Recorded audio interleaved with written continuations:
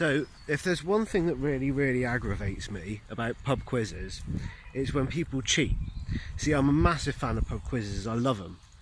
It's just so great to be able to put your knowledge to a test, and usually to be able to pull that little trinket of knowledge that you've had locked back there for yonks to actually put it to some functional purpose. I love that, but I hate it when people cheat. But what I hate even more is when somebody thinks that they're being smart and they're not.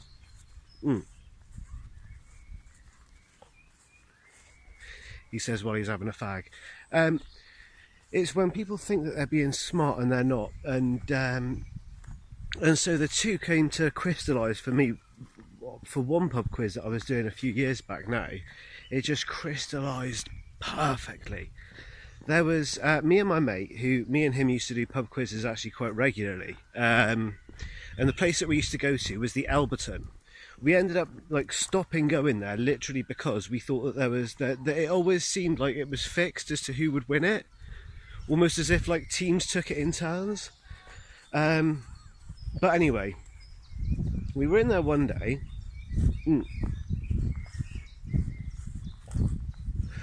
And they asked a question, and the question that they asked was, you right? The question that they asked was what's the largest country in the world without an airport? And I happen to know this question. I know the answer to it.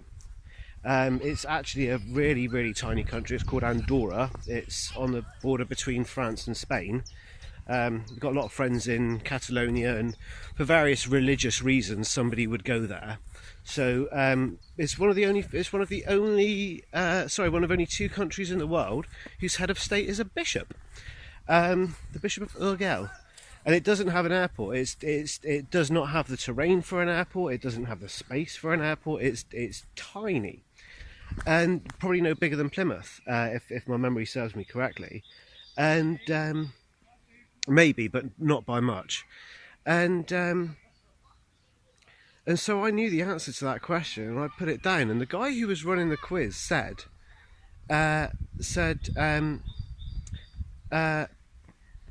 you look like you know the answer to this, because he wasn't expecting anyone to get the answer to it. And so I wrote down Andorra. He said, you look like you know the answer to this.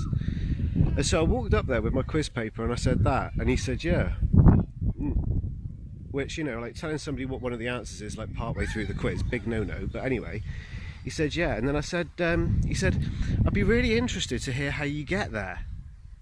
And so I went off and sat down at my table. I said, do you want to know how to get there? He said, yeah. I said, well, you get off the plane at Geneva. And then my mate looked at me and went, oh, like that, like as if I'd just given it away. The thing is that everybody knows that Geneva is in Switzerland, which is a good like 1,000 miles away. And so everybody was like, I don't know what it was that they were scrolling down, but it obviously wasn't Andorra. And then at the end of the quiz, when it came to marking, a really funny thing happened. Was that we were doing? My mate had cottoned on to what I'd done, and so they were marking it, and he said the answer is Andorra. And everybody was really annoyed because they'd heard that, clocked, and thought, oh, he's given us the answer, that it's either going to be Luxembourg or Liechtenstein, and on the balance of it, I'll probably say Liechtenstein. And then they said, but he said you heard that. And then the barman goes, well, did it ever occur to you that he might have been trying to throw you off? I just can't believe like how everyone fell for it so perfectly. No, but it was the Elberton Inn. It was in Plymstock, and they basically their quiz was just such a shambles that we stopped going there. We then went to the one to the Plymstock Inn, but I haven't been there for a while. I suppose that's one thing I'll be looking forward to in moments to come is obviously when they start up pubs again. A pub quiz, I think, at the moment, be just a ticket.